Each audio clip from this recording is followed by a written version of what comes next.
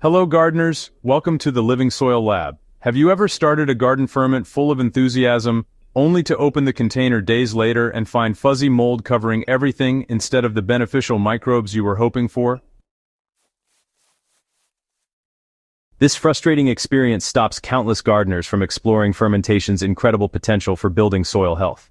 The difference between cultivating powerful beneficial microbes versus accidentally growing mold isn't luck or magic. It's understanding the environmental conditions and techniques that favor one over the other. Today we're moving beyond basic fermentation into advanced methods that consistently produce microbial powerhouses for your garden while keeping mold at bay. Understanding the microbial battlefield. Why mold wins when we don't. Mold appears in ferments for one simple reason. The conditions favor fungal growth over bacterial dominance. Molds are aerobic organisms that thrive in the presence of oxygen, moderate moisture, and temperatures between 60 and 80 degrees. They're opportunistic colonizers with airborne spores constantly seeking suitable environments. When you start a ferment without creating conditions that strongly favor beneficial bacteria, mold spores land on exposed surfaces and rapidly establish themselves before beneficial microbes can dominate. The key to successful fermentation isn't sterility, which is impossible and unnecessary, but rather creating an environment so favorable to beneficial bacteria that they multiply faster than competing organisms, establishing dominance through sheer numbers and the compounds they produce. So, the critical distinction between successful microbial cultivation and, honestly, moldy failures really lies in understanding anaerobic versus aerobic environments. Lactic acid bacteria, which are among the most beneficial microbes for gardens, thrive in anaerobic conditions where oxygen is excluded. When you create a truly anaerobic environment by submerging materials completely under liquid compacting to eliminate air pockets and sealing containers tightly, you create conditions where lactic acid bacteria flourish, while mold just cannot survive. Aerobic beneficial bacteria like Bacillus species, on the other hand, need oxygen, but also need to establish themselves before mold can dominate, which, requires understanding temperature control, moisture levels, and inoculation strategies that give them a competitive advantage. Lactic acid bacteria serum, often called lab serum, is perhaps the most powerful and versatile fermented microbial inoculant you can create for your garden. Alright, let's dive into the process of capturing wild labie from rice wash water, which naturally contains these beneficial bacteria. First, rinse a cup of rice in 2 cups of water, swirling it vigorously. Then strain out the rice and keep that cloudy wash water. Pour this into a jar, cover it loosely with cloth to allow airflow while keeping debris out, and let it sit at room temperature for about 3 to 5 days. As the days go by, you'll notice the liquid becoming cloudy and developing a slightly sour smell as lab populations explode.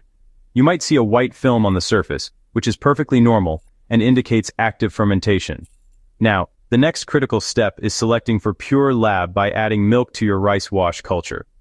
Use a ratio of 1 part rice wash to 10 parts milk, mix it thoroughly, and cover loosely again.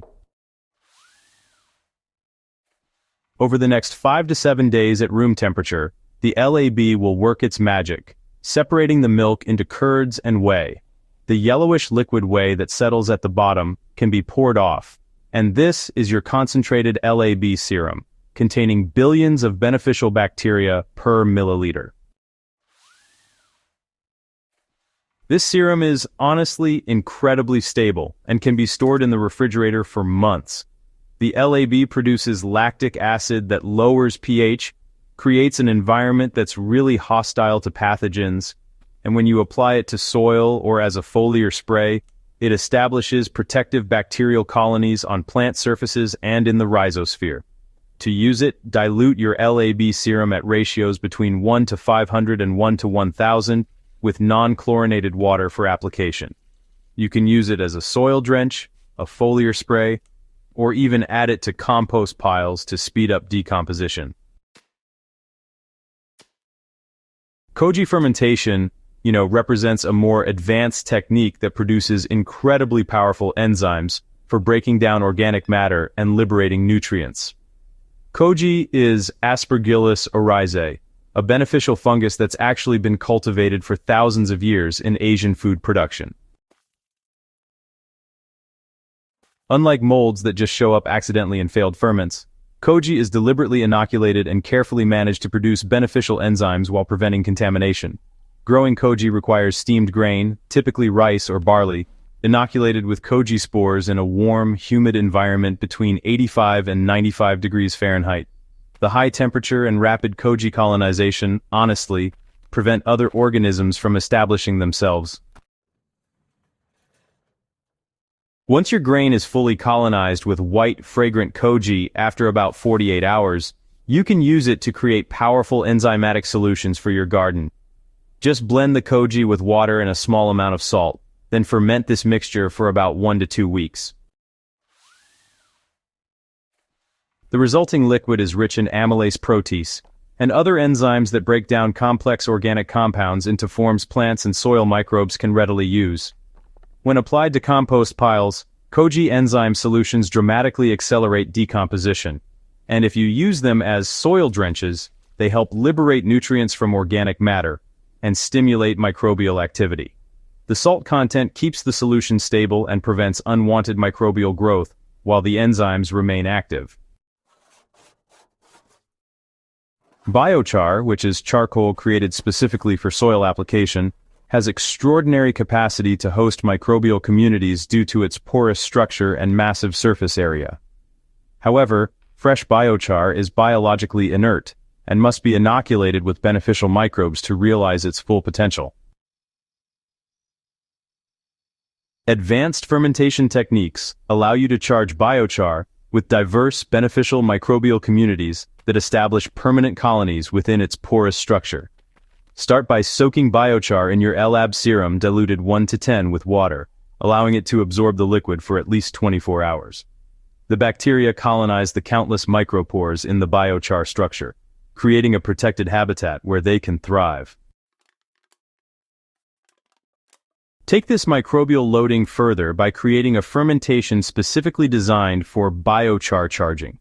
Combine your soaked biochar with a mixture of kelp meal, fish hydrolysate, molasses, and water in an anaerobic environment. The molasses feeds bacterial growth while the kelp and fish provide minerals and growth factors.